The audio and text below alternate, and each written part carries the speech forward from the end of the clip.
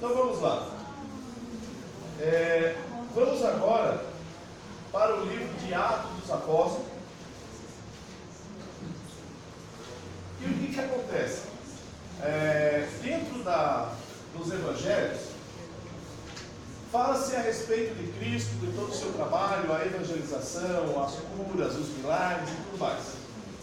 Acontece que quando a gente chega nos finais dos evangelhos, Jesus dá um compromisso, principalmente aos seus discípulos. Ou seja, continuar a pregação, ir por todo mundo, pregar o evangelho a toda criatura, fazer discípulos, batizando em nome do Pai, do Filho e do Espírito Santo. Então, a igreja agora vai começar a dar os seus primeiros passos, ou seja, esses discípulos, esses apóstolos, é que vão dar início a essa igreja.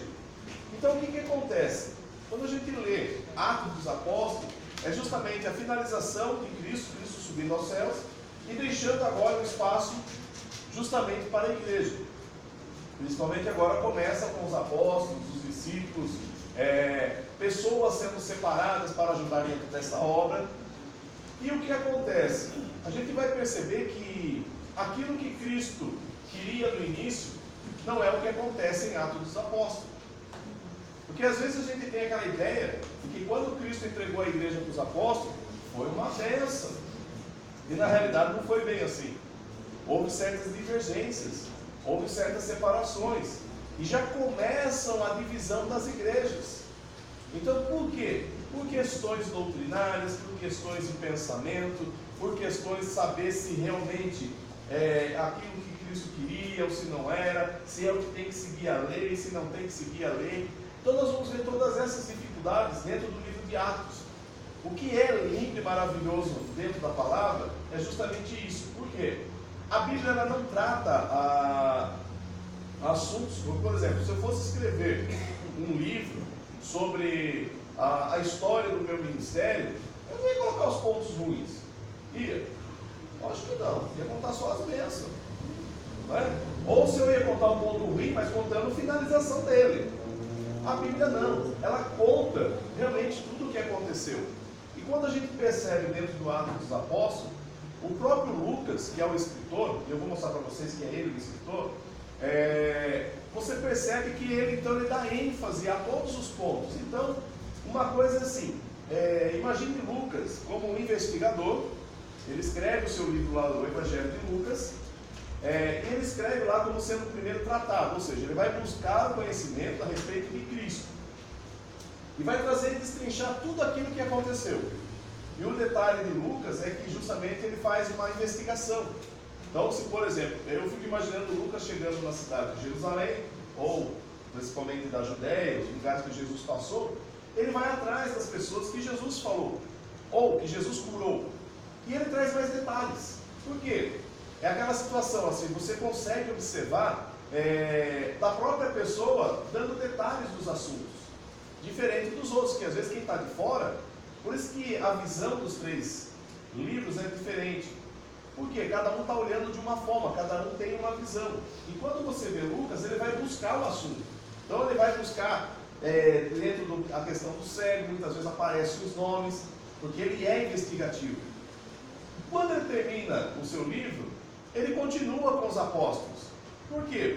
Porque ele quer ter detalhes, principalmente para Teófilo, sobre o que realmente estava acontecendo. É como se alguém estivesse bancando Lucas, alguém estava pagando para Lucas, dizendo, olha, vá lá, acompanhe tudo o que aconteceu com Jesus e siga os apóstolos, mas me manda a carta, eu quero saber dos assuntos. Então, o que acontecia? Nós vamos ver relatos de Lucas escrevendo e mandando para Teófilo. Lógico que o livro não foi, vamos imaginar assim, ele terminou Lucas e mandou. Não. Cada passagem, cada mensagem era mandada para Teófilo. Teófilo estava recebendo as mensagens e estava juntando.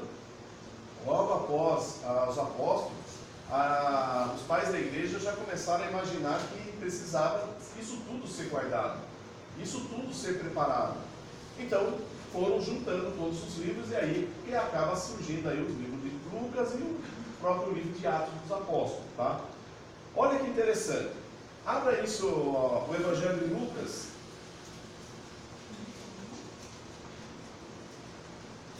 O Evangelho de Lucas, capítulo 1,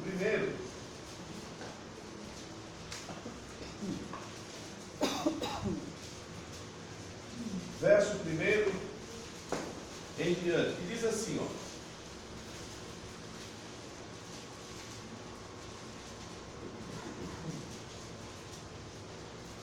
Capítulo 1 de Lucas, verso 1.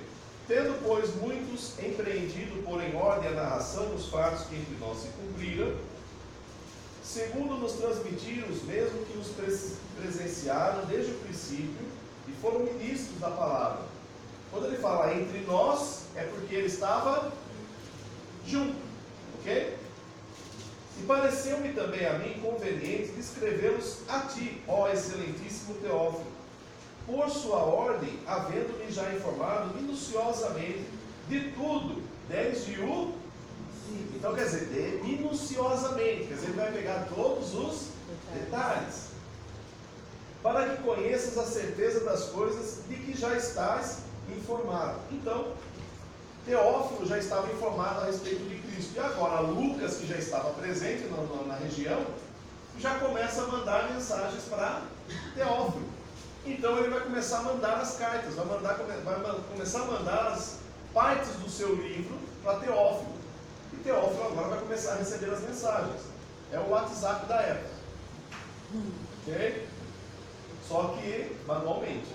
E você pagava uma pessoa para ir a pé, levar até onde estava Teófilo. Tá? Então agora vamos para Atos dos Apóstolos, capítulo 1.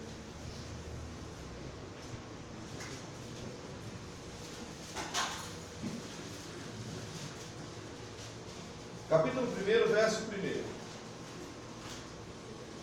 Fiz o primeiro tratado, ó Teófilo, acerca de tudo que Jesus começou não só a fazer, mas a ensinar, até o dia que foi recebido em cima, depois de ter dado os mandamentos pelo Espírito Santo aos apóstolos que escolheram, aos quais também, depois de ter padecido, se apresentou vivo com muitas infalíveis provas, sendo visto por eles por espaço de 40 dias, falando do que respeita ao reino de Deus. Olha só, ele fez o primeiro tratado e agora está fazendo o segundo. Então a gente percebe que é o mesmo escritor. Mas tem o nome dele? Não tem o nome dele. O apóstolo Paulo, olha que interessante, quando você começa a ler o livro de Atos, você vai perceber que ele está narrando as histórias do que está acontecendo. Mas quando a gente chega lá no capítulo 16,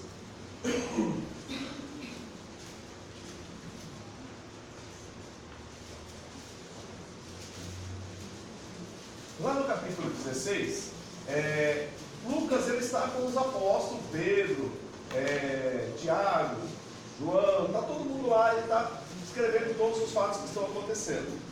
Acontece que ele acaba conhecendo Paulo, tá? Ele acaba conhecendo Paulo, e quando chega no capítulo 16, verso 9, diz assim, ó, capítulo 16 de Atos, verso 9. Paulo teve de noite uma visão, que se apresentava um varão da Macedônia, e lhe rogava dizendo, passa a Macedônia e ajuda-nos. Verso 10. E logo depois desta visão, procuramos partir para a Macedônia, concluindo que o Senhor nos chamava para lhes anunciarmos o... Como que ele está descrevendo agora? Pessoa, ele, nós, quer dizer, ele está junto. Então nós achamos por bem irmos juntos. Então quer dizer, Lucas agora vai junto com o apóstolo Paulo. E aí, você vai ver todas as narrativas a partir do capítulo 16 sobre Paulo. Às vezes ele vai fazer alguma menção de outro apóstolo, mas tudo é sobre Paulo. Por quê? Porque Lucas agora está com Paulo. Paulo é missionário e ele fala, não, eu vou junto. Porque a igreja ficou lá em Jerusalém. O evangelho está preso em Jerusalém. A gente já vai falar sobre isso. E ele fala, não, eu vou com Paulo. Paulo está viajando, eu vou junto. Quero saber como que está as outras igrejas, como que o evangelho está se caminhando para outros lugares. E aí ele vai, começa a participar com Paulo. Acontece que daí, as narrativas que Lucas está escrevendo, e Paulo, ele está escrevendo tudo sobre Paulo. E ele faz uma narrativa da onde Paulo estava, quando Paulo foi preso e tudo mais. Aí nós vamos chegar lá, porque depois que Paulo está preso, ele escreve as suas cartas para as igrejas. Tá? De 21 cartas, 13 são do apóstolo Paulo. 21 das cartas que estão dentro do Novo Testamento, 13 são do apóstolo Paulo. Então ele é o maior escritor dentro das cartas dentro do Novo Testamento. Bem, aí o que ele faz? Lucas está junto dele e não larga Paulo. Olha o que diz lá em 2 Timóteo.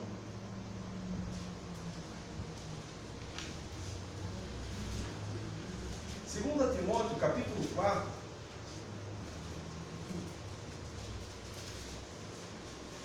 A partir do verso 9. 2 Timóteo, capítulo 4, a partir do verso 9. Diz assim: procura vir ter comigo depressa. Está dizendo para Timóteo, porque Paulo está preso. Ele diz: procura vir rapidinho para mim, porque Demas me desamparou, amando o presente século, e foi para Tessalônica, Crescente para a Galácia, Tito para a Dalmácia. Só está comigo. Então quem é que não abandona Paulo? Lucas. Por isso que nós podemos dizer que quem é o escritor do Evangelho, os pais da igreja já determinaram que era Lucas. E a gente percebe que pelos escritos e pelo que Paulo está dizendo, Lucas está com ele. Então, possivelmente quem é o escritor é Lucas. Deu para entender? Então nós vamos ver agora, dentro de Atos dos Apóstolos, como a igreja dá o seu início, como a igreja vai caminhar agora através dessa nova batalha. Porque Jesus, o Lucas está dizendo, olha, Jesus depois de ressuscitar, ficou com os seus durante quanto tempo? 40 dias. 1 mês e 10 dias. Ele ficou com os apóstolos. Depois agora, finalizando tudo, Jesus chega agora e Lucas vai escrever para nós. Capítulo 1 de Atos, verso 4.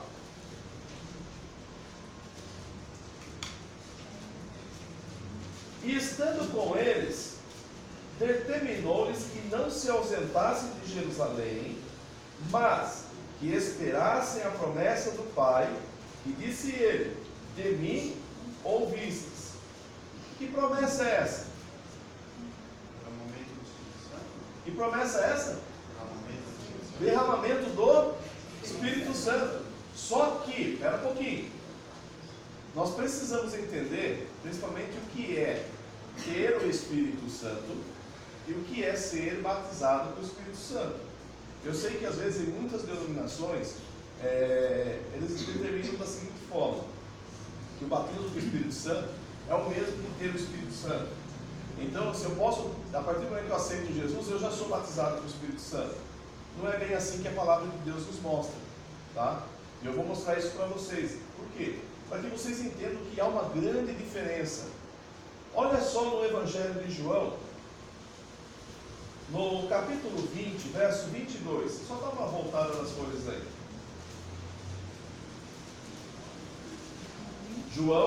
Evangelho de João, capítulo 20, verso 22.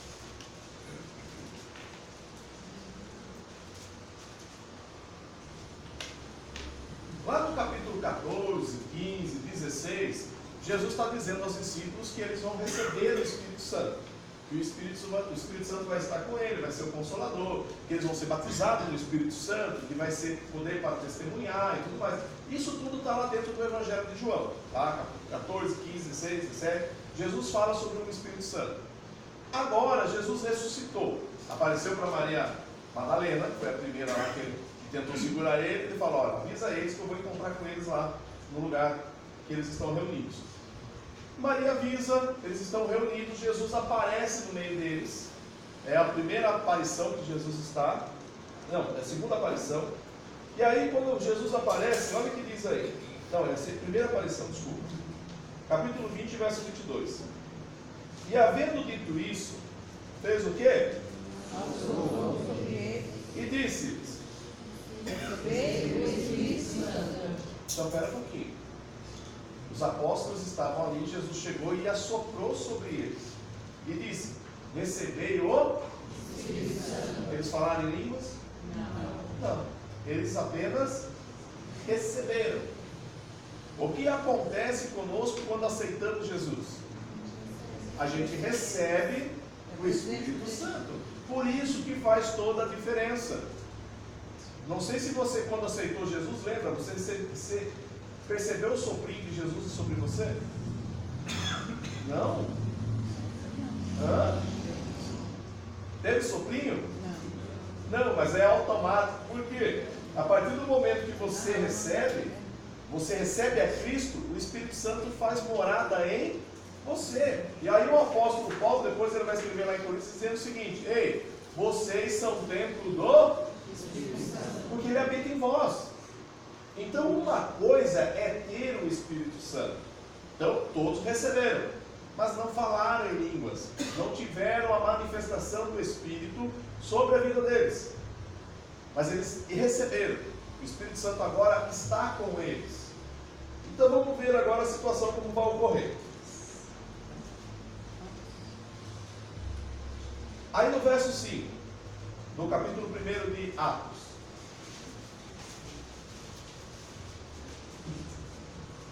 No verso 4 ele diz que era para esperar que vai receber a promessa. Verso 5. Porque na verdade João batizou com água, mas vós sereis batizados com o Espírito Santo não muito depois desses dias. Então espera um pouquinho. Jesus já passou 40 dias.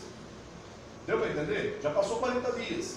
Quer dizer que a primeira manifestação que Jesus se apresentou diante deles, já deu para eles o Espírito Santo. E está dizendo agora: vocês vão ficar na cidade de Jerusalém, porque vocês vão ser batizados no quê? Ele já tem. Mas agora vão ser...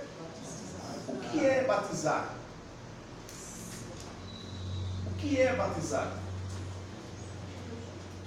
Vocês sabem o que é batizar?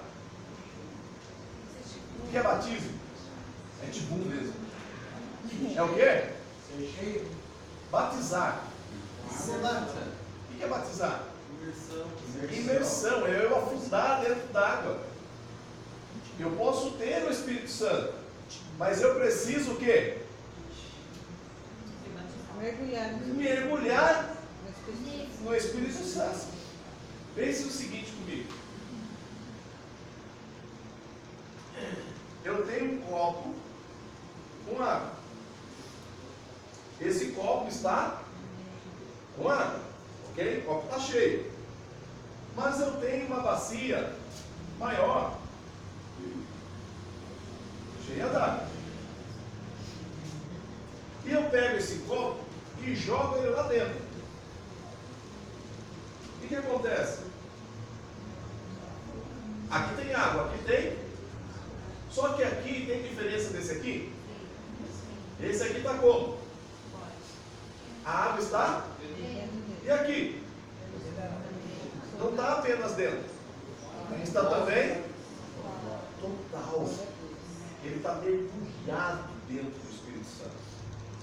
Aqui você tem. Aqui você está mergulhado. Uma coisa é você ter, outra coisa é você ser batizado. Deu para entender? É a mesma água. É como se aqui tem uma porção e aqui tem uma maior. Por quê? Ele é Deus, não é? Que tamanho ele é? Então você precisa recebê-lo, ele precisa mudar você. E o que é interessante, ele não muda assim. Ele chega para você e vai falando assim: ó, negócio seguinte, quem manda aqui sou eu. Então a partir de hoje você vai parar de fumar, você vai parar de beber, tá? Vai mudar a sua situação. É assim que acontece? Não, não é. Ele é educado. O Espírito Santo ele é tão glorioso que quando ele entra dentro de você, ele apenas te aconselha. E às vezes isso é tão profundo que ele faz uma mudança radical na sua vida quando você começa a dar ouvidos a ele. A mudança vai acontecer. Só que o batismo é um pouco diferente. Por quê? Eu vou ser mergulhado dentro do Espírito Santo.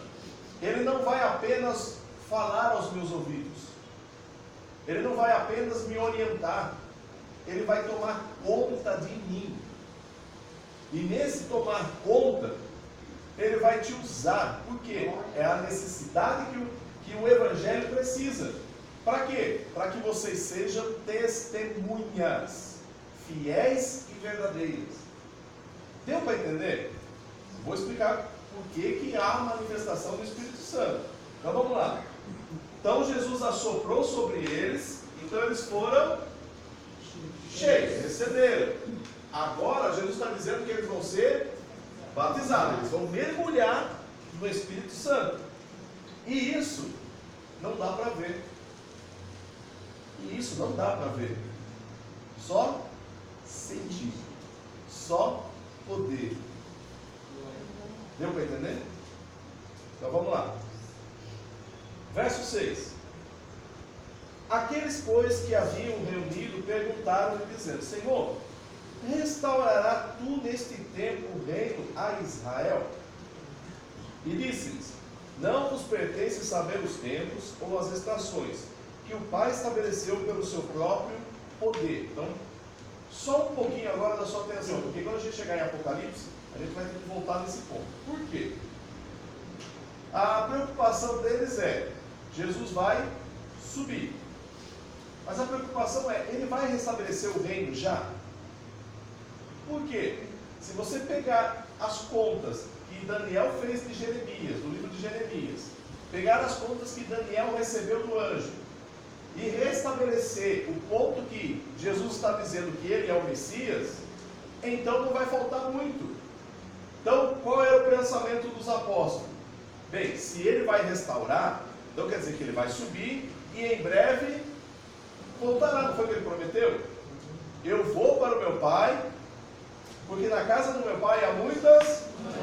Se não fosse assim, eu diria para vocês: vou nos preparar lugar. Mas eu voltarei, porque aonde eu estiver, eu quero que vocês estejam. Então a promessa é: ele em breve vai voltar. Pode ver que ele já voltou, que era breve, coisinha rápida, não é? É um pouquinho só. E o que há de vir virá e não tardará. Ele já voltou. E nós ficamos aqui perdidos olhando para o céu e agora? Foi isso? Não, porque existe um segredo. Esse segredo é fundamental para nós. Ele prometeu que vai voltar. Então os apóstolos estão naquele pensamento: se ele subir, ele vai voltar. Então daqui a pouco tempo ele vai restabelecer o reino. Então a pergunta deles é: o Senhor vai restabelecer o reino? E aí Jesus está dizendo: viu, não se preocupe com o tempo. Por quê? Jesus veio para o que era seu. Os seus receberam? Se tivesse recebido, o tempo estaria curto. Mas como não recebeu, abriu-se a oportunidade aos gentios. Então agora o segredo está determinado. Por quê? Haverá o tempo dos gentios.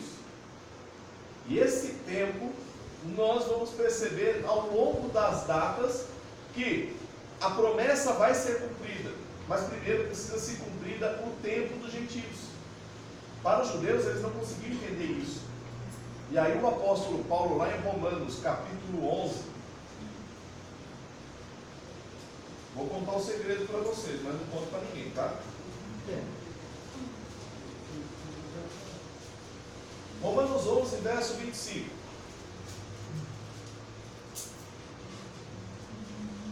Diz: porque não quero, irmãos, que ignoreis este segredo, para que não presumais de vós mesmos, que o endurecimento veio em parte sobre Israel, até que a plenitude dos gentios haja entrado. Ou seja, existe um tempo determinado por Deus em que os gentios serão salvos. E aí o apóstolo Paulo está dizendo: eu não quero que vocês ignorem esse segredo, porque é de vocês, é dos gentios. Os judeus não conseguem entender, porque o coração deles ficou duro, que Deus endureceu. E sabe por que Deus endureceu o coração dos judeus? Sabe? por causa de vocês. Não minha, de vocês. Endureceu justamente por quê? Para que os gentios pudessem entrar. Deus já estava de olho em vocês. Aí vocês vão me perguntar, mas até quando é a plenitude dos gentios? Esse é o mistério. Ninguém sabe. Jesus, meu pai sempre dizia assim: espere Jesus na sua vida espiritual hoje. A sua vida espiritual tem que estar preparada para Jesus hoje. Mas na sua vida material, na sua vida profissional, na sua vida de estudar, espere Jesus daqui a 1000 anos. Sabe por quê? Na época que eu era criança, havia-se a ideia: para que estudar? Jesus está voltando. Jesus vai vir logo.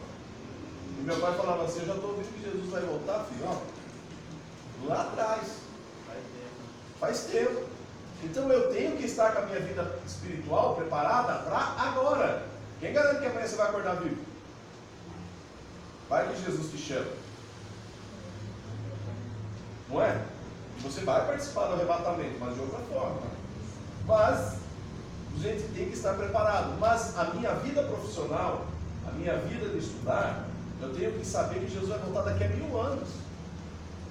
Eu tenho que estar preparado. Deu para entender? Então os apóstolos estavam preocupados, dizendo: será, Senhor, que vai voltar logo? Porque nós largamos tudo. Nós largamos tudo para te seguir, para fazer a tua vontade. E o Senhor vai logo preparar esse reino? Aí Jesus vai dizer: não se preocupe com o tempo. Ok? Ok? Então vamos lá, vai uma palavra para você. Não se preocupe com o tempo. Que quem determina é Ele. A única coisa que você tem que fazer é o quê? Esperar. Espera. Espera. Se Ele prometeu, Ele vai cumprir. Quando? Só Ele sabe. Então, paciência. Vamos lá no verso 6, 8. Mas recebereis a virtude do Espírito. Isso, lá em Atos 1, verso 8. Recebereis a virtude. O que é virtude? Poder. Então quer dizer que eu vou receber poder do Espírito Santo. Olha que coisa gloriosa. Jesus, quando estava na terra, ele era 100% homem. Homem perfeito.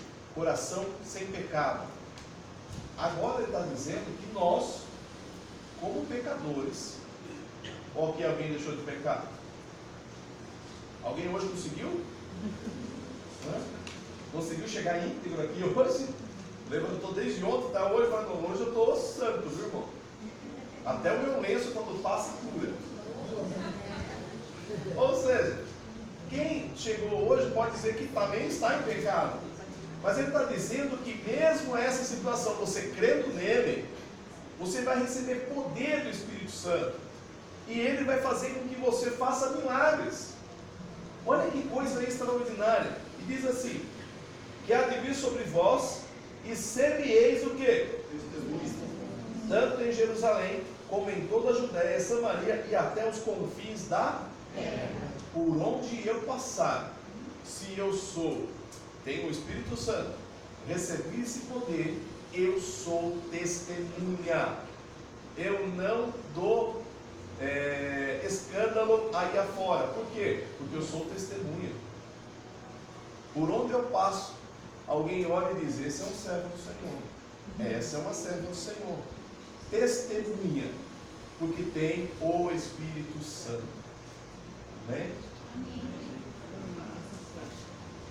Tem que ter o poder do Espírito Santo. É Ele que te molda, é Ele que te transforma. Por quê? O que tem hoje de gente. Esses dias eu vi um vídeo, até era esse vídeo que eu ia salvar e ia mostrar para eles. Eu lembrei. Recebi um vídeo na internet e a pessoa não pagou a conta de luz. E a empresa, a concessionária, foi lá cortar. Não sei se chegaram a ver. E o rapaz vai lá, falando em língua estranha, não é? E vai amaldiçoando o rapaz que vai cortar. Corta! Pode cortar, eu sou servo de Deus. E fala em língua estranha, e bem estranha, né? E amaldiçoa e diz: se você cortar, você vai cair morto amanhã. Eu fiquei com dó do pessoalzinho que foi cortar a luz. Porque esse cara com aquela situação, o homem está falando uma coisa que ninguém sabe. E está amaldiçoando. Não, espera um pouquinho, gente. O cara deixou de pagar a conta. Isso é testemunha? Quer dizer, já está errado e quer ser testemunha. Aí, outro exemplo. Recebe o apartamento lá no Canadá? Canadá, né? Canadá. Recebe o apartamento lá no Canadá, mas ele não vai morar lá. Então o que ele faz? Ele aluga. E aí pede oração na igreja para que Deus arrume uma pessoa para alugar um apartamento. Deus vai abençoar isso, irmão?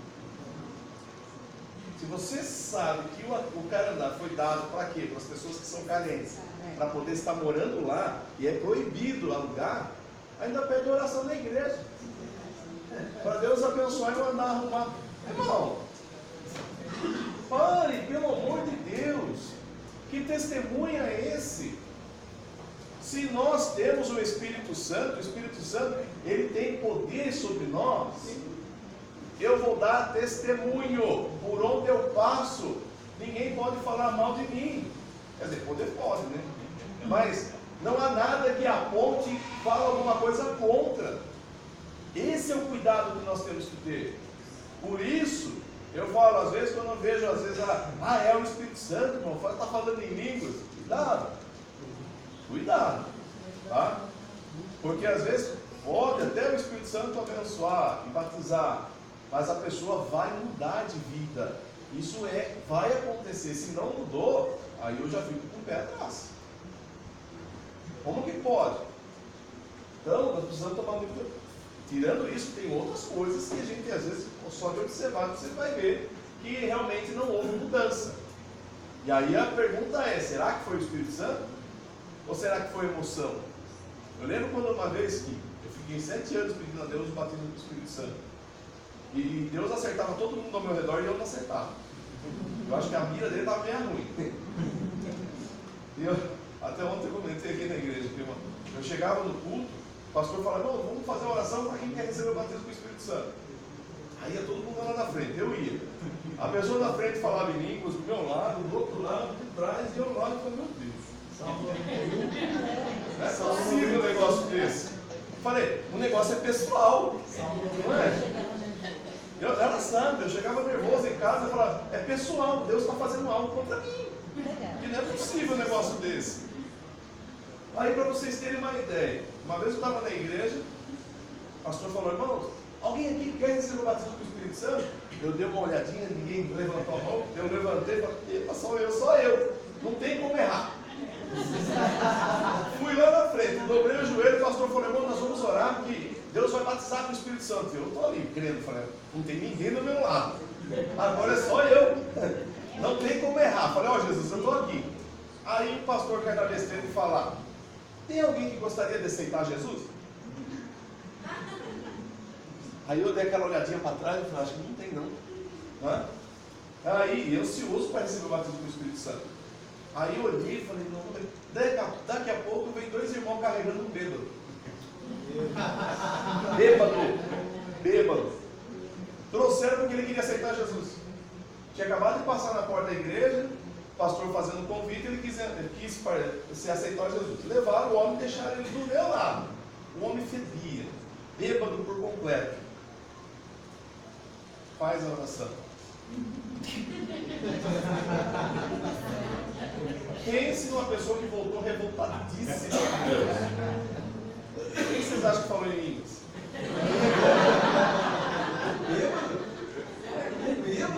O bêbado foi batizado com o Espírito Santo e na hora ficou santo.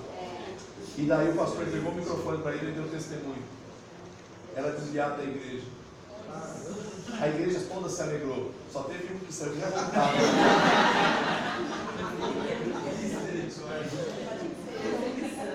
O homem virou até pastor, irmão. Sem brincadeira. Aí eu voltava para casa e eu falava para ela. Falei, não, é pessoal o negócio, é pessoal. É eu e ele, porque alguma coisa está errada. Aí, um dia nós fomos num evento, não sei se alguém aqui lembra daquele labaredas, né? Eles fechavam escola, né? Então era um negócio assim espetacular. E eu já não sou muito chegado em volume de gente, né? Aí, você estava namorando? Já estava casada, né? Aí 26 anos de casado. Aí nós fomos para lá. A gente acabou de fazer, acho que era novo de casado ainda, né? Aí chegamos lá, ficamos na parte de cima. Irmão, foi uma bênção. Foi um evento assim fantástico. E aí os irmãos começaram a cantar e começou Deus batizar com o Espírito Santo, assim, aquela coisa extraordinária. Por onde você olhar, está todo mundo falando em línguas.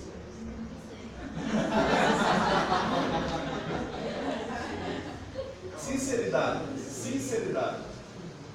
Eu falei para ela,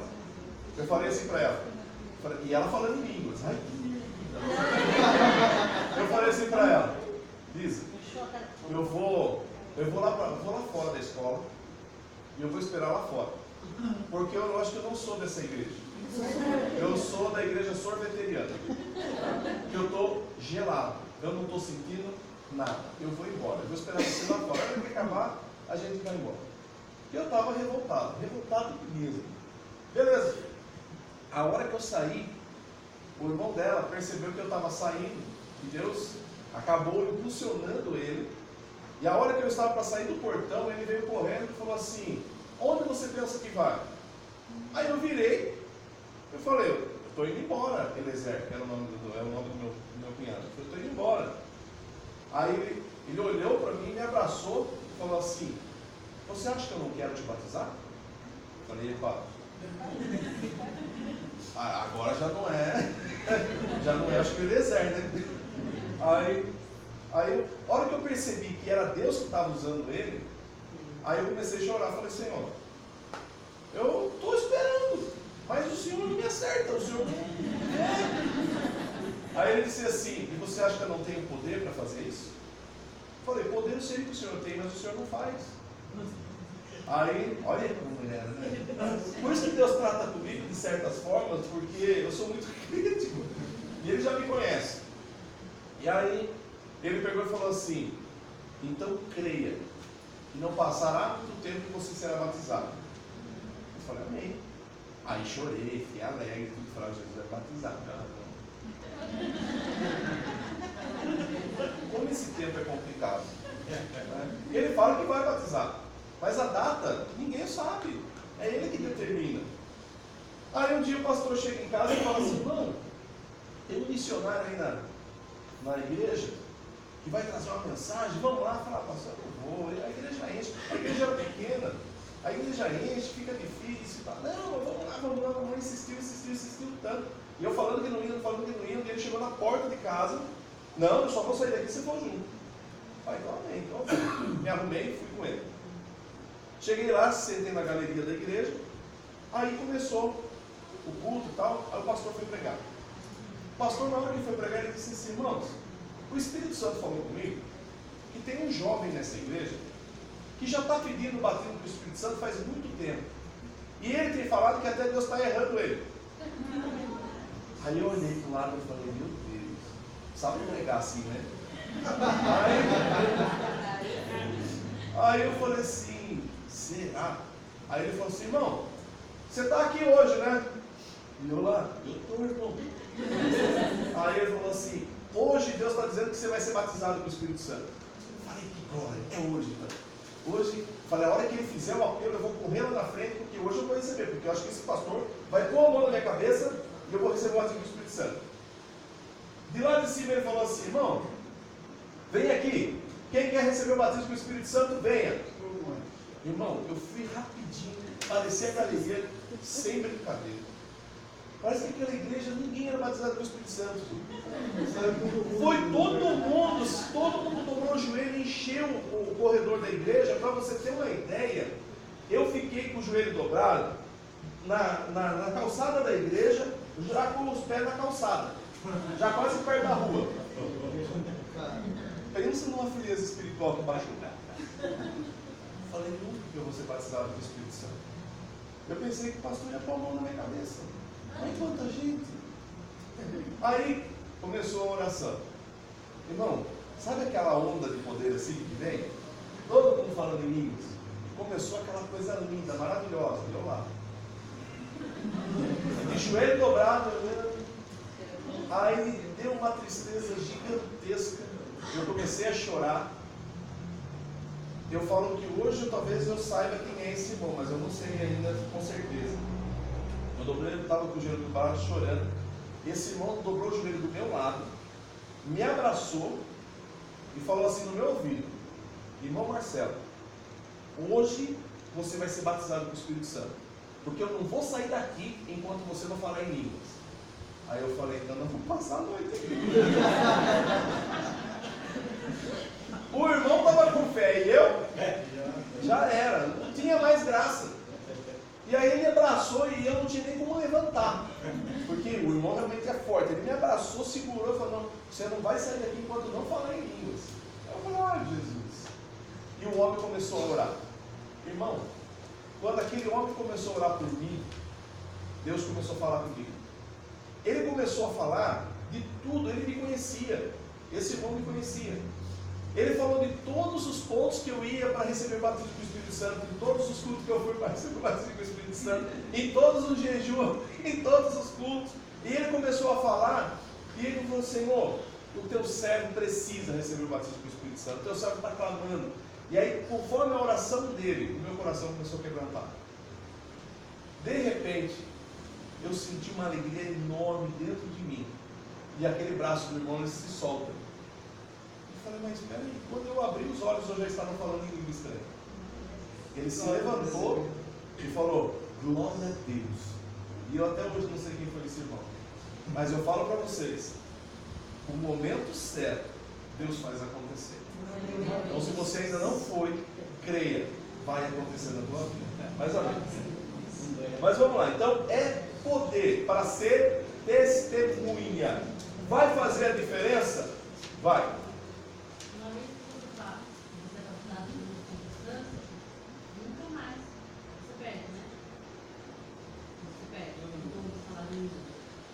Irmão, imagine se eu desvio. Porque eu desviei. Mas aí ele se afasta, né?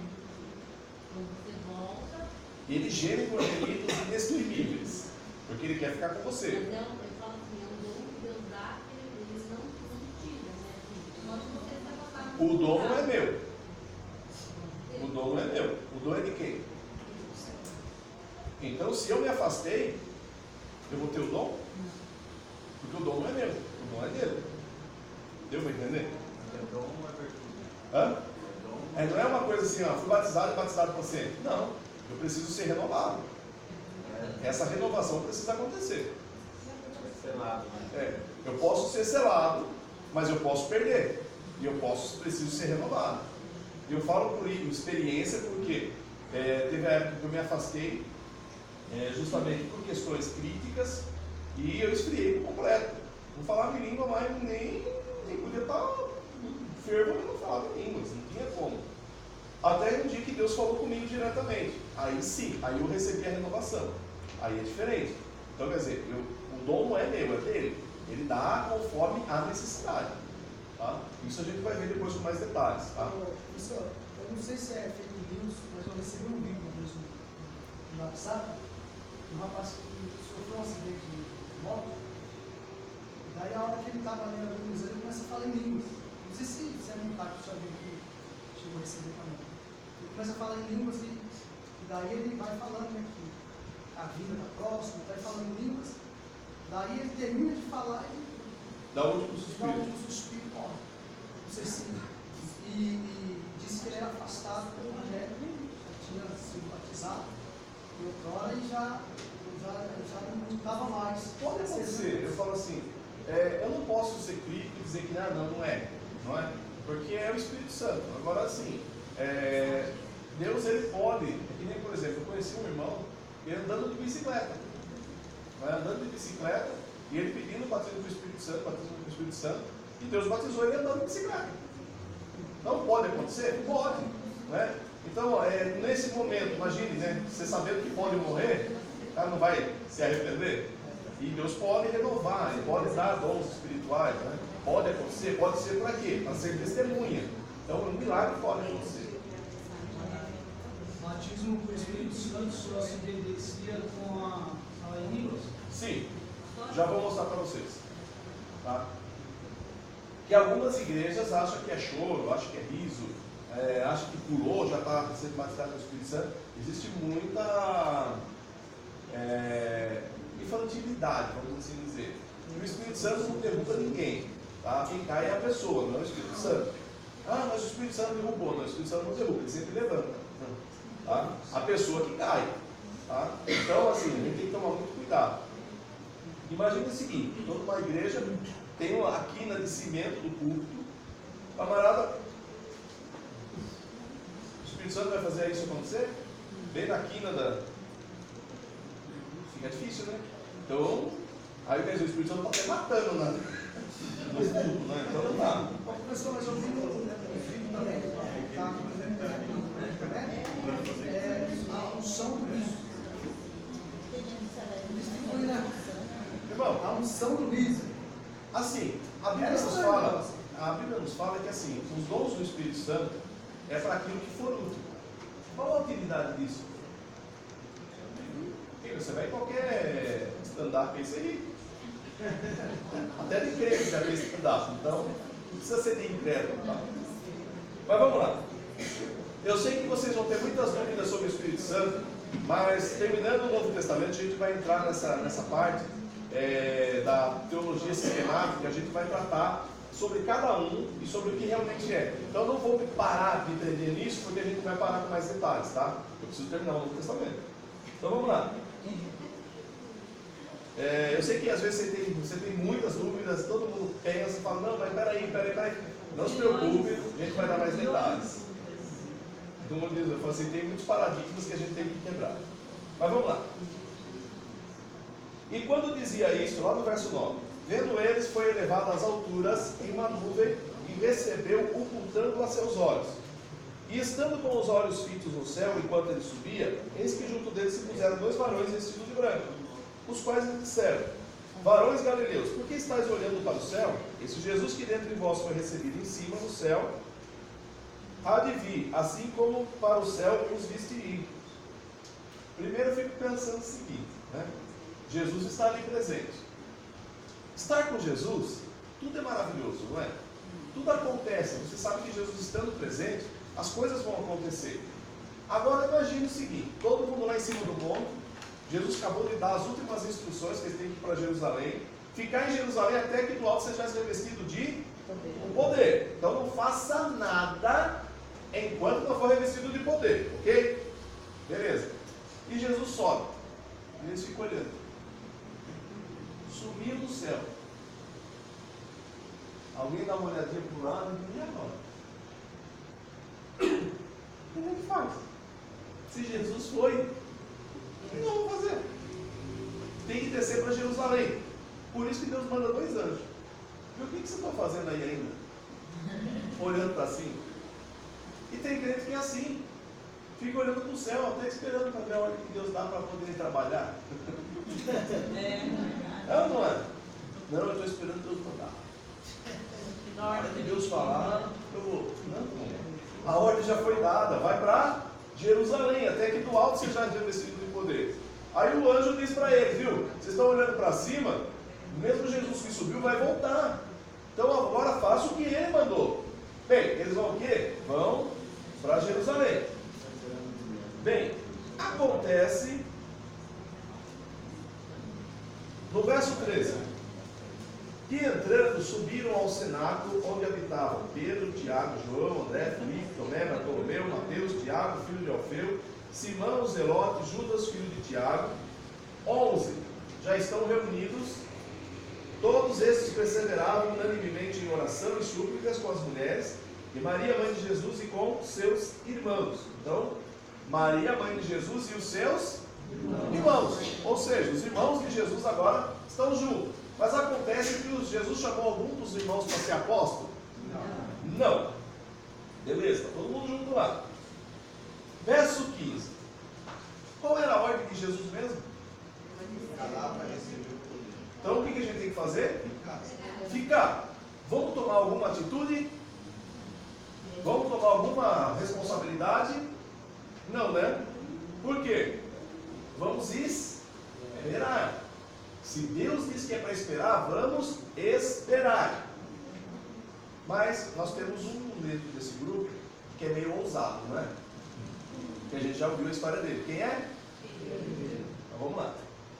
E naqueles dias, levantando-se Pedro no meio dos discípulos, ora, a multidão junta era quase 120. Olha, então já tem uma multidão grande, já tem uma congregação. Então estão todos orando, todos orando, todos orando, todos orando, todos orando. Chega no outro culto, o que a gente vai fazer hoje, irmão? No outro culto, o que a gente vai fazer? No outro culto? E no outro culto? E no outro dia? Oh, que igrejinha é essa, né? O pessoal ora. Se fosse nos dias de hoje, esses 120, é igual os irmãos da igreja assim. Pastor, a igreja precisa de oração, irmão. A igreja precisa. Então vamos, irmão, vamos marcar oração, marcando. Cadê os irmãos que pediram oração? Eles não querem orar, eles querem que o pastor ore. Eles querem saber se o pastor está orando. Uma vez eu tinha a escola dominical e a gente tinha assim, estava vindo 3 pessoas na escola dominical, tinha dia que vinha uma. Aí eu falei, irmãos, vamos fazer o seguinte, vamos cancelar a escola dominical, e vamos fazer no culto, a gente faz o estudo no culto, na semana a gente faz o estudo da lição. Aí veio o irmão, passado uma semana, pastor, a gente precisa da escola dominical. Falei, é verdade, irmão? Irmão, precisamos muito da escola dominical. Sem escola dominical a igreja não vai. Falei, irmão, vem. Não, eu vou. Falei, irmão, todos os dias que teve escola dominical, quantos dias o irmão veio? Ah, pastor, mas é que eu estava trabalhando. Eu queria dar. Eu falei, então, né? Então, quer dizer, se eu marcar, você vai vir? Então, o dia que eu puder, eu venho. Mas é que eu trabalho. Então, pera um pouquinho. Quer dizer, quem é que tem que participar da escola dominical? Vocês, né? Porque ele não pode, mas tem que ter. Quer dizer, é igual aquela história. Já viu aqueles pedalinhos de andar no meio da água? Já viu? Começa o pedalinho, a criançada, todo mundo quer ir, né? Esse dia eu vi lá lá em São Vicente, não, na Mongaguá. E lá tem aqueles pedalinhos de bicicleta, né? Bicicletinha. Aí, o pai, eu só vi assim, as crianças atrás e falando, vai pai, mas tem pedal para todo mundo. Mas quem que leva o pedalinho? O pai, porque o pai está na frente e a criançadinha está lá. Vai pai, mais rápido pai. Mas peraí, todo mundo tem pedal. Só sobra o pai. E às vezes eu vejo a igreja da mesma forma. Todo mundo pode ajudar, mas só o pastor tem que pedalar. E o pastor não dá. Não, ajuda aí. Não, pastor, vamos. Vai ter que acontecer. Vamos evangelizar, pastor. Vamos evangelizar. Marca o evangelismo. Quem vai? Só o pastor. Claro. Eu passei por uma situação dessa. A gente foi pra praia, aí a gente alugou, só que era aquela bicicleta fechadinha assim, né? Meus 2 filhos na frente, minha esposa atrás, do lado, né? E eu pedalando ali. Aí eu crente que ela tava pedalando junto comigo. E minha filha e meu filho falando, vamos pai, tá devagar, vamos. Passado 1h30. Aí que eu descobri que a bicicletinha ia ficar mais leve, sabe por quê? Minha esposa tinha puxado o freio de mão e eu pedalando. Ela juntou de 1h30. Aí daqui a pouco a bicicleta ficou levinha. Vamos te dar uma pregação. Olha. Mais uma vez, vamos lá. Então quer dizer, o culto está sempre sendo a mesma. Eu posso pregar? Jesus disse que eu podia pregar? O que eu tinha que fazer? Espera. Não tome nenhuma atitude. Vamos lá. Verso 16. Valores irmãos, convinha que se cumprisse as escrituras que o Espírito Santo predisse pela boca de Davi acerca de Judas, que foi o guia daqueles que prenderam Jesus. que estava incomodando Pedro? Quantos apóstolos tinha? E quantos que Jesus tinha colocado? 12. Então o que ele estava pensando? Está faltando um. Espera aí, quem é que separou os apóstolos? Jesus. E o que o Pedro está preocupado? Espera um pouquinho. Mas aqui só está vindo 11. E a gente precisa pôr outro no lugar. E ele começa a usar a palavra. Se você ler aí, você vai perceber que ele está buscando os salmos, está pegando outros versículos, tudo para apoiar a tese dele. Isso não acontece hoje em dia, graças a Deus. Hoje. Verso 20. Porque no livro de Salmos está escrito: fique deserta a sua habitação e não haja quem nele habite, e tome outro o seu bispado, o seu lugar. Espera aí. A Bíblia está dizendo que alguém vai tomar um lugar, mas é eu que vou pôr? Puxa, se parar. Pedro é ousado, é ou não é? Meu Deus do céu! É tão ousado que ele quer pôr o obreiro.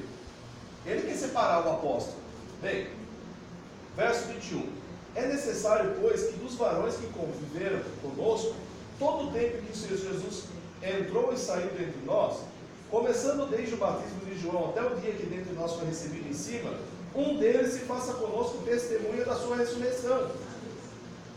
Bem, o apóstolo Pedro está dizendo: vamos separar um que desde o começo esteve com Jesus. Mas Jesus separou ele para apóstolo? Se estava com Jesus, por que Jesus não separou? Ou podia ter deixado já no gatilho. Olha, depois que Judas me trair, encaixa fulano. Podia deixar de reserva, não é? Deixa de reserva. Mas Jesus fez isso? Não, porque Jesus vai separar. Jesus vai colocar o obreiro no lugar. Aí vocês vão perceber a diferença que há quando Deus chama e quando o homem coloca. Há uma grande diferença. Aquele que é chamado por Deus e aquele que é chamado pelo homem. Vamos lá. E Lucas também vai dar a sua pitadinha também sobre o assunto. Olha só. E apresentaram dois: José, chamado Barsabás, que tinha por sobrenome o Justo, e Matias. Lucas já falou quem que ele escolhe. Quem é? José. Quem que ele escolheu? Por que José? Olha que detalhes que ele deu. Ó, chamado Barsabás, que tinha por sobrenome o Justo. Quer dizer, ele deu detalhes do homem que ele conhecia. Ele falou: olha, se for para votar, já sei quem eu vou colocar. Tá? É José. E o outro, quem é? Matias. Qual o detalhe de Matias? Nenhum. Então ele já deixou a opinião dele. Olha que coisa linda, que eu acho lindo nessa passagem. E orando, disseram: tu, Senhor, conhecedor do coração de todos, mostra qual desses dois tens escolhido, para que tome parte nesse ministério e apostolado, de que Judas se desviou para ir para o seu próprio lugar. Ponto final. Eles oraram, colocaram os dois lá na frente: Senhor, mostra, Senhor, quem vai ficar, Judas ou Matias? Se fosse o Lucas que estivesse apresentando, Judas ou Matias?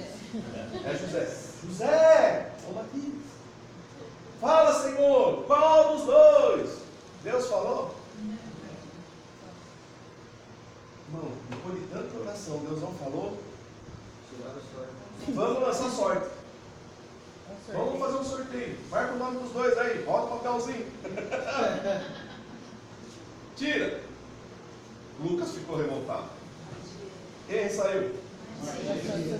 E por voto comum foi contado com os 11 apóstolos. Olha que coisa linda. Matias foi escolhido de uma forma tão maravilhosa que hoje a gente tem o livro de Matias, as cartas de Matias. Tem? Ah, mas fala dos milagres que Matias fez. As pregações de Matias. Não tem nada? É a única vez que você ouve falar em isso é de Deus? Isso é de Deus? Deus, ele não tenha como escolher, porque só deram duas opções para Deus: José ou Matias. E Jesus podia estar dizendo: mas eu quero outro. E ele é perseguidor, O nome dele é Saulo. Ele nem se converteu ainda. Então não tem nem como indicar. Não tem nem como mandar ainda. Jesus vai responder a oração? Aí vamos fazer sorteio. Se você seguir isso, olha que bênção na sua vida, irmão. Deixa as duas opções para Deus. Depois, se qualquer coisa você não responder, faz um sorteio. Depois assume a bronca, sabe por quê, né?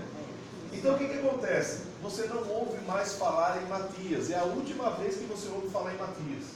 Bem, e o apóstolo Paulo? Que Jesus o chama e diz: esse é um vaso escolhido por mim. Vocês já ouviram falar? Das cartas dos evangelhos, das cartas do Novo Testamento, 13 são dele. Então quer dizer, fez a diferença? Tem uma diferença daquele que é chamado e aquele que é escolhido. Aquele que é chamado pelo homem e aquele que é escolhido por Deus. Por isso temos que deixar nas mãos de Deus, para que Deus faça a sua vontade. Era necessário que fizesse isso? Não, Jesus tinha pedido para eles. Se Jesus quisesse separar, já tinha avisado: olha, quando eu subir, separe alguém de vocês para ser apóstolo. Jesus não deixou nada disso. Falou: fique na cidade de Jerusalém até que do alto sejais revestido de poder. Pedro tem o Espírito Santo? Pedro tem o Espírito Santo? Tem. Ele recebeu o sopro de Jesus lá. Recebeu o Espírito Santo. Mas está tendo discernimento? Ele está pondo o homem na frente? Tá, porque ele não é batizado. Ele ainda não é batizado com o Espírito Santo. Agora vocês vão ver a diferença que vai ocorrer. Capítulo 2. E cumprindo-se o dia de Pentecostes, estavam todos reunidos no mesmo. De repente veio do céu um som. Não foi vento, foi um som. E muita gente vai falar: irmão, porque entrou um vento na igreja? Não entrou vento nenhum, irmão. Entrou um som, como se fosse de um vento veemente, impetuoso, e encheu toda a casa em que estavam assentados. E foram vistas por eles línguas repartidas como que de fogo, os quais pousaram sobre cada um deles. Isso mostra, como alguns colocam assim, é aí que inicia a inauguração da igreja. Batismo de fogo. Caiu fogo sobre a cabeça deles. Mas por que caiu sobre a cabeça? Hã? A cabeça é o quê? É onde tem todos os pensamentos. É onde o Espírito Santo vai agir. E o Espírito Santo passa a estar ali. E vai começar agora a fazer algo extraordinário. E todos foram cheios do Espírito Santo e começaram a falar em outras línguas, conforme o Espírito Santo lhes concedia que falassem. Bem, quando Jesus estava lá junto com os apóstolos, quando foi a primeira vez que ele aparece após a ressurreição, eles receberam o Espírito Santo. Falaram em línguas? Não. Agora eles estão aqui reunidos, a casa vai no som como barulho veemente de um vento, e pousa sobre a cabeça deles fogo, e eles começam a falar em línguas. Só que o interessante é que eles falam em línguas, a gente chama de línguas estranhas, porque é uma linguagem que ninguém sabe, e alguns colocam assim: é a língua dos anjos. Nem a língua dos anjos é, tá? Por quê? Nem os anjos entendem a língua que você fala, quando você é batizado com o Espírito Santo. Por quê? O apóstolo Paulo ele vai deixar claro para nós que quando você recebe o batismo do Espírito Santo, você fala em línguas e você ora em línguas, é você com Deus. É uma língua que Deus te deu para falar diretamente com Ele. Ninguém mais o sabe, e nem você. Porque o Espírito Santo ele te usa para fazer a oração que você não tem coragem de fazer. Como assim, pastor? Sabe aquela pessoa que fala mal de você? Que você deveria orar para Deus abençoar, e você fala assim: não, Deus abençoe.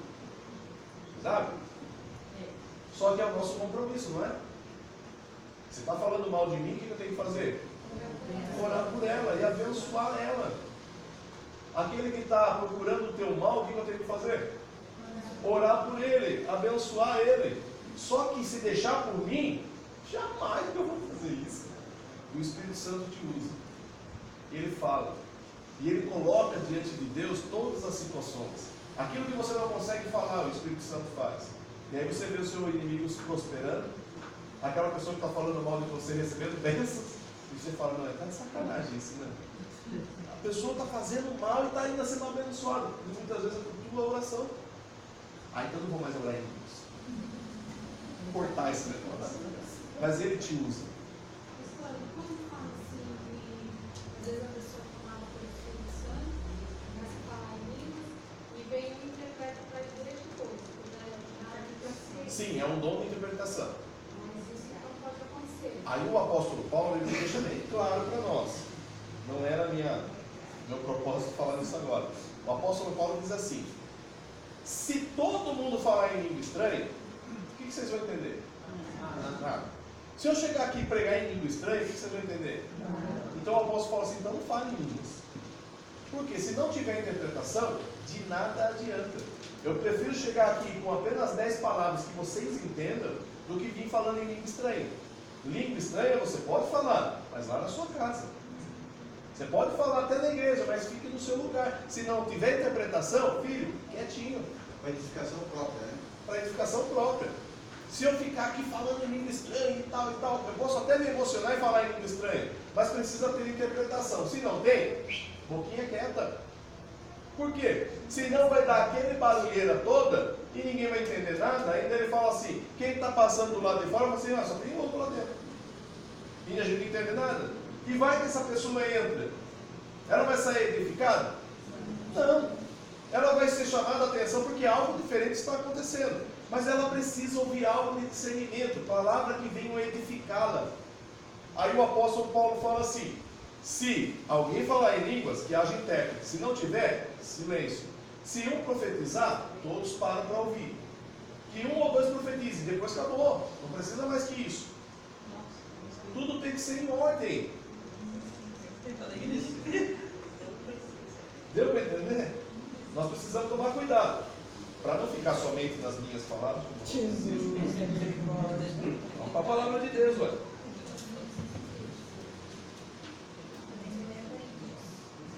Capítulo 14 de 1 Coríntios. Olha, já passei Romanos, já estou para Coríntios. Oh, glória.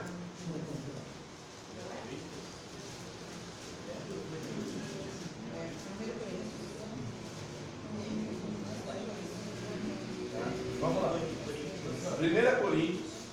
Mas quando eles foram cheios do Espírito Santo, cada um entendia na sua o que cada um falava. Porque eles receberam o dom de línguas, de falar em línguas estrangeiras. E ser batizado do Espírito Santo, falar em línguas, a mesma coisa que o dom de línguas? Sim, se tiver gente estrangeira. Só vai falar em língua estrangeira se tiver estrangeiro dentro da igreja. Imagine aqui, todos nós aqui, de repente, alguém começa a falar em árabe. Todo mundo falando em árabe. Qual a utilidade? Porque a Bíblia diz bem claro que é para cada um que for útil. Vamos ler, quer ver? Ó.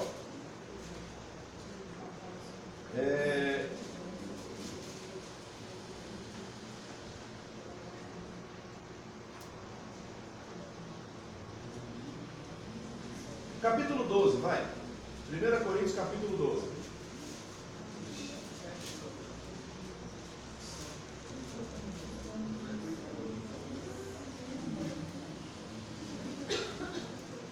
No verso 4, ele diz assim: ora, há diversidade de dons, mas o Espírito é o mesmo. E há diversidade de ministério, mas o Senhor é o mesmo. E há diversidade de operações, mas é o mesmo Deus que opera tudo em todos. Mas a manifestação do Espírito é dada a cada um para o que for. Para o que for útil. Deus só vai te dar um dom para ser útil. Por exemplo, recebi o dom de curar. Não tem ninguém doente aqui. É útil? Não. Então não tem por que eu ter o dom. O irmão tem dom de curar. O irmão tem dom de profecia. Eu fico até com medo dessas coisas. Por quê? É para utilidade. Ou seja, eu não sou dono do dom. O dom é dado para aquele momento, para aquela hora. Que antigamente você tinha aquela ideia, não? Depois do batismo do Espírito Santo você tem que pedir todos os dons. Você tem que ter todos os dons. E não é assim. Ele só vai te dar os dons a hora que for útil. Um exemplo disso, eu falo assim, que tem o meu avô, quando ele recebeu o batismo do Espírito Santo, ele estava na casa, a minha avó não era crente, ele começou a falar em línguas e recebeu um dom de língua. Ele começou a falar em turco. E a vizinha do lado da casa da minha avó, ela era turca. E quando ele começou a falar em línguas, minha avó falou: o Carlos está louco. Agora foi nessa igreja de crente, agora está falando uma língua que ninguém entende. Ela catou as crianças e já ia para a casa da mãe dela. Ela falou assim: vou embora, porque vai que esse homem queira me matar depois de ficar essa loucura aí. Quando ela está saindo do lado de fora, a vizinha sai e fala: viu, a senhora está indo para onde, dona Tereza? Ela falou: estou indo embora, o Carlos ficou louco. Ela falou assim: não ficou louco não. Como não? Ele está falando uma língua que ninguém entende. Ela falou: não, eu entendo. Ele está falando na minha língua. E está falando de coisas de Deus. E começou a contar para ela o que meu avô estava falando. O que aconteceu com a minha avó? Se converteu. Ou seja, foi útil. Então o Espírito Santo, ele dá o dom para aquilo que for útil. Quando meu avô falou turco de novo, ele era turco, mas não falava mais. Quando ele, tanto turco que minha avó era nervosa com ele. Mas, e assim, nunca mais precisou. Por quê? Não teve utilidade. Eu só vou ser útil para aquilo que Deus quiser usar. Por exemplo, vou receber um dom de profecia para entregar uma mensagem para alguém. Não quer dizer que eu tenho dom de profecia, mas Deus me usou naquele momento para a profecia. Deu para entender? Não existe mais profeta, nem irmã profeta. É profetiza, pelo amor de Deus. Vamos falar: irmã é profeta, misericórdia, é para arrebentar. Não existe mais profeta. O que existe hoje é dom de profecia. E só é dado para quando for útil. Por isso tomem cuidado. Mas beleza. Capítulo 14. Olha o que ele diz: Apóstolo. segui o amor e procurai com zelo os dons espirituais, principalmente o de... Porque o profetizar você fala na sua língua, tá? No profetizar você fala na sua língua. Porque o que fala a língua estranha não fala aos homens, senão a Deus. Porque ninguém o entende. E o Espírito fala de mistérios. Então é a sua linguagem com Deus, o falar em línguas.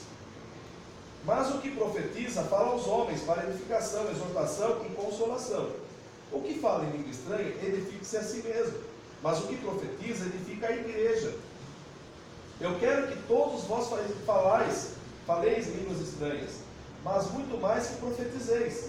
Porque o que profetiza é maior do que o que fala em língua estranha, a não ser que também interprete, para que a igreja receba edificação.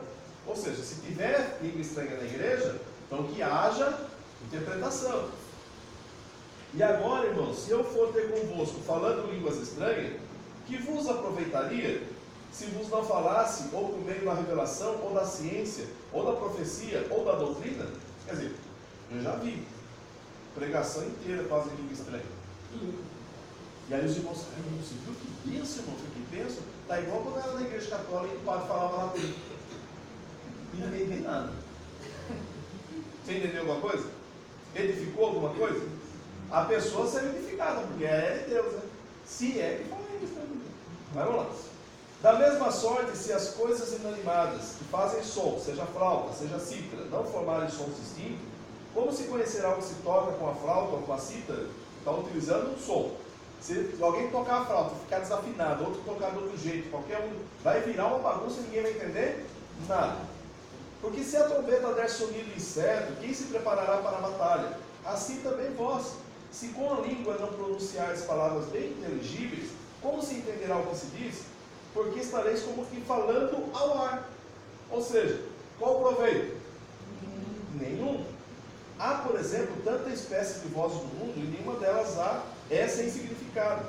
Mas se eu ignorar o sentido da voz, serei bárbaro para aquele que fala, e o que fala será bárbaro para mim. Ou seja, eu for falando grego, o bárbaro fala outra língua, ele não me entende, eu também não entendo ele. Então não vai adiantar de nada. Assim também vós, como desejais dons espirituais, procurai sobejar neles para a edificação da igreja. Ou seja, se você quer dons espirituais, peça a Deus que te dê dons para que você seja usado na igreja. Então não adianta eu querer dom de falar turco, falar inglês, falar outro inglês, dá para estudar, tá? Não vai recebendo, dá para estudar. Aquilo que você pode fazer, Deus não vai dar. Então, pressa para que Deus possa te usar dentro da igreja. Pelo que fala a língua estranha, ore para que possa interpretar. Se eu estou falando em línguas, eu já tenho que orar, Senhor, levanta alguém para interpretar, ou mesmo me dá a interpretação. Porque se eu orar em língua estranha, o meu espírito ora bem, mas o meu entendimento fica sem fruto. O que farei, pois? Orarei com o espírito, mas também orarei com entendimento. Cantarei com o espírito, mas cantarei com entendimento. Eu posso cantar em língua estranha, eu posso orar em língua estranha, mas eu também preciso orar com entendimento. E eu preciso cantar também com entendimento. De outra maneira, se tu bem disseres com o espírito, como dirá o que ocupa o lugar do indouto, o amém, sobre tua ação de graça, visto que não sabe o que diz. Se vê uma pessoa indouta que não o conhece, como que ele vai dizer amém sobre aquilo que você está falando? Porque realmente tu dás bem graças, mas não a outro não é edificado. Dou graças ao meu Deus, porque falo mais línguas do que nós todos. Paulo falava em línguas, não? Falava. Todavia, antes, eu quero falar na igreja 5 palavras da minha própria inteligência, para que possa também instruir os outros, do que 10.000 palavras em línguas desconhecidas.